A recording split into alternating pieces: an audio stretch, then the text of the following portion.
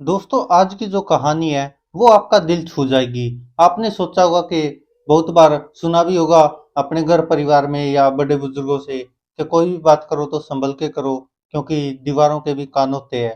और हम सोचते थे बचपन में कि दीवारों के कान होते कैसे हैं। आज उसी चीज पर आधारित है ये कहानी कि आखिरकार कभी कभी जो दीवारों के कान होते हैं वो भी बहुत काम आते हैं, और कभी कभी दीवारों के कान ही हमारी जान भी बचा सकते हैं। दोस्तों, ये कहानी है एक सेठ धर्मपाल की, जो कि अपना नया घर बनाने के लिए जिस शहर में चला जाता है गांव से, और वहां पर जो उसने प्लाट ले रखा था पहले से ही, उस पर मकान बनाने की पूरी तैयारी करने लग जाता है। और उसके साइड में एक खाली प्लाट भी पड़ा होता है जो किसी और का होता है। लेकिन सेठ धर्मपाल काफी पैसेदार आदमी था, धन की कोई कमी नहीं थी। तो जिस कारण उसने एक बड़ी सारी कोठी बनाने की तैयारी कर ली, और उसका मकान का काम शुरू भी हो गया। तो जो साथ में खाली पड़ा प्लाट था वो छोटा सा था, इतनी जगह तो नहीं थी जितनी सेठ धर्मपाल की थी। लेकिन वो ओम प्रकाश जी का प्लाट था जो कि उनके दादाजी ने खरीदा था। और वो काफी ज्यादा गरीब थे, ना उस पर मकान बनाने की हिम्मत या जुगाड़ उनके दादाजी कर पाए, ना उनके पिताजी कर पाए, ना वो खुद कर पा रहे थे, क्योंकि वो खुद ज्यादा ही गरीब थे। तो जिस कारण वो प्लाट अभी तक खाली पड़ा हुआ था। लेकिन सेठ धर्मपाल जितना धनी था, अमीर आदमी था, उतना ही दयालु भी था। तो जिस कारण सेठ धर्मपाल जब अपना मकान शुरू करवा दिया था बनाना, तो ओम प्रकाश जी सोचते कि अगर एक तरफ की दीवार सेठ धर्मपाल की मिल जाए तो शायद मैं भी अपने दो कमरे इसकी बगल में डाल सकता हूँ, ताकि हम पूरा परिवार यहाँ रह सके। तो इसके चलते सेठ धर्मपाल से बात करने की हिम्मत नहीं हो पाती ओम प्रकाश की, क्योंकि वो काफी गरीब थे और अपने आप में ऐसे हिम्मत नहीं जुटा पा रहा था कि सेठ धर्मपाल से किसी तरह की बात कर पाए।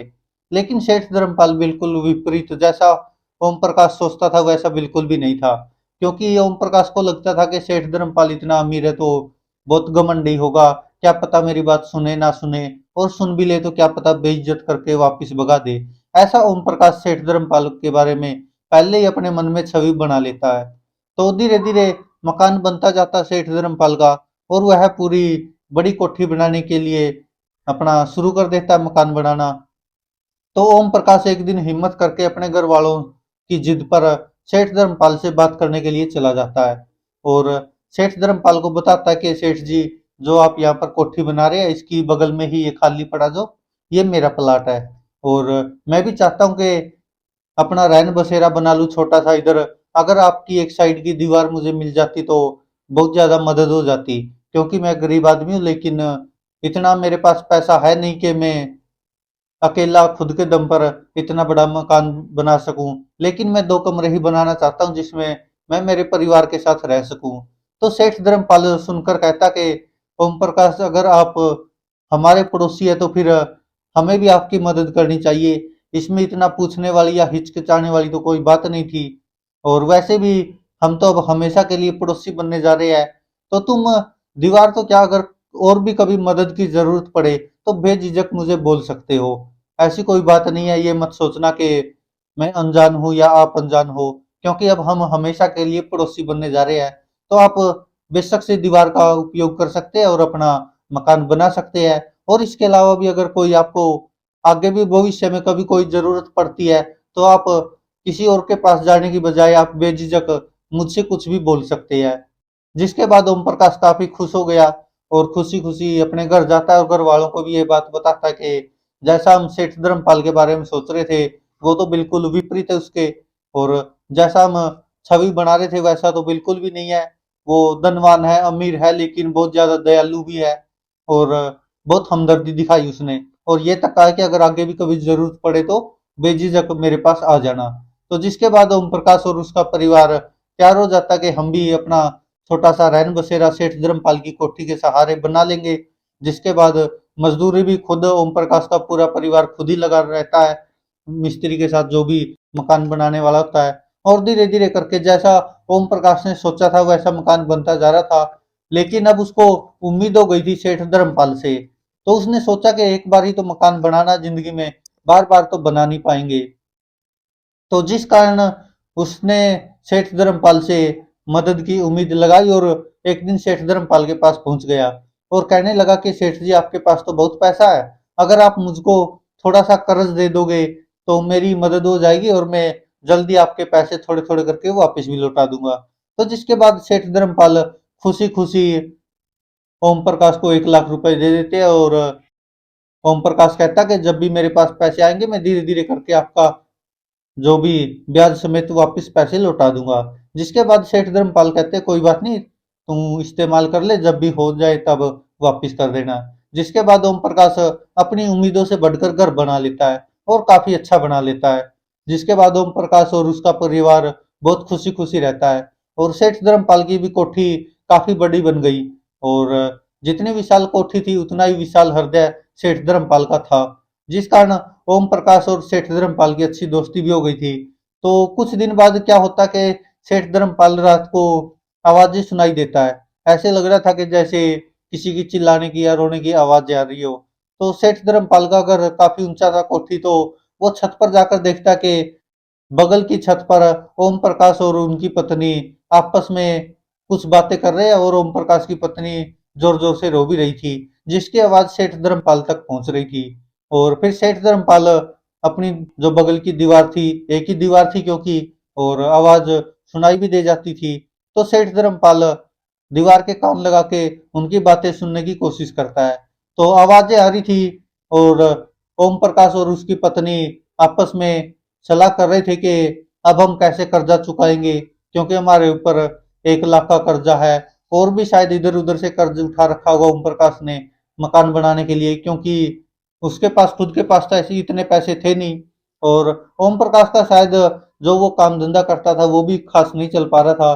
तो जिस कारण ओम प्रकाश और उसकी पत्नी काफी दुखी थे और वो सलाह कर लेते कि कल हम बच्चे को उसके नानी के घर छोड़ आएंगे और फिर हम दोनों एक साथ मिलकर आत्महत्या कर लेंगे। तो उसके बाद यह बातें सुनकर सेठ धर्मपाल भी काफी विचलित हो गया और उसको पूरी रात नींद नहीं आई। उन्हीं की बातें और उसकी ओम प्रकाश की पत्नी की रोने की गूंजने की आवाज उसके कानों में गूंजती रही। तो जिस कारण काफी विचलित रहा धर्मपाल।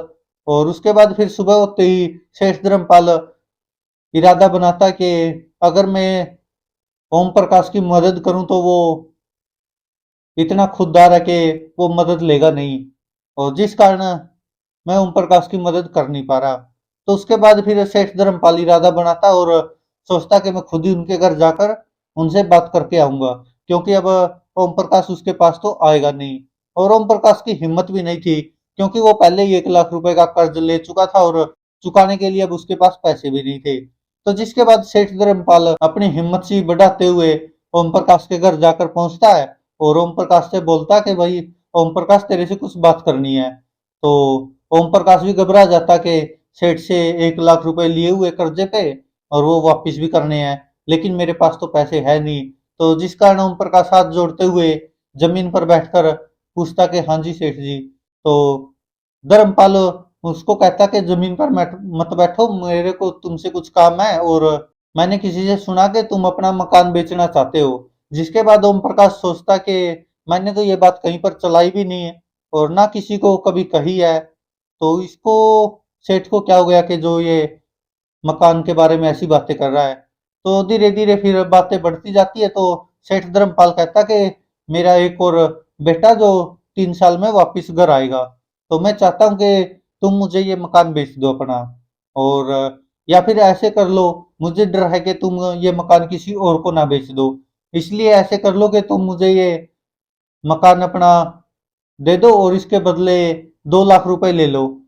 अगर 2 साल बाद या 3 साल बाद अगर तुम्हारे पास पैसे वापिस हो जाए तो मुझे पैसे वापिस लौटा देना और अपना मकान ले लेना, तब तक तुम इस मकान में रह सकते हो। तो उसके बाद ओम प्रकाश और उसकी पत्नी काफी खुश हो जाते हैं कि हम जो सोच रहे थे उससे भी बढ़कर हो गया ये तो, कि उनको 2-3 साल का और मौका मिल गया और साथ में बिना ब्याज के 2 लाख रुपए भी मिल रहे हैं। तो जिसके बाद सेठ धर्मपाल के पांव छूते हुए ओम प्रकाश आंखों में आंसू लेते हुए उनका धन्यवाद करता है। तो सेठ धर्मपाल कह रहा है कि मैं कोई एहसान नहीं कर रहा तुम्हारे ऊपर, तुम्हारा मकान खरीद रहा हूँ और तुम ये 2 लाख अपने ले लो और मुझे अपना मकान बेच दो, और जब तुम्हारे पास अगर 2-3 साल में पैसे हो जाए तो अपना मकान छुड़ा लेना और मुझे पैसे वापस लौटा देना। और जो तुम्हारा घर है तब तक तुम इसमें रह सकते हो आराम से।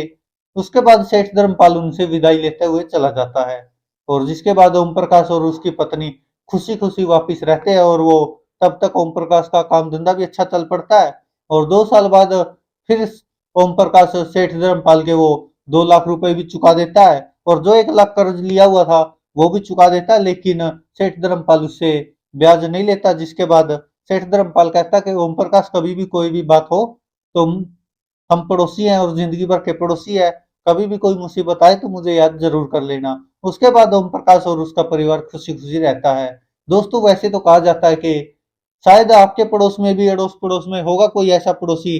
वैसे तो आजकल समय इतना बदल गया कि पड़ोसी ही पड़ोसी का दुश्मन होता है, लेकिन कभी समय होता था कि ऐसा ऐसा भी पड़ोस होता था, ऐसी ऐसी भी दोस्तियां होती थी जो अपना सब कुछ लुटा देते थे दोस्ती में। और इस कहानी का भी यही मकसद था कि जो कहा जाता है ना कि दीवारों के कान होते हैं, उन दीवारों के कान ने ही ओम प्रकाश और उसकी पत्नी की जान भी बचा ली, और उनको कर्ज मुक्त भी कर दिया, क्योंकि उनकी दीवार के कान थे।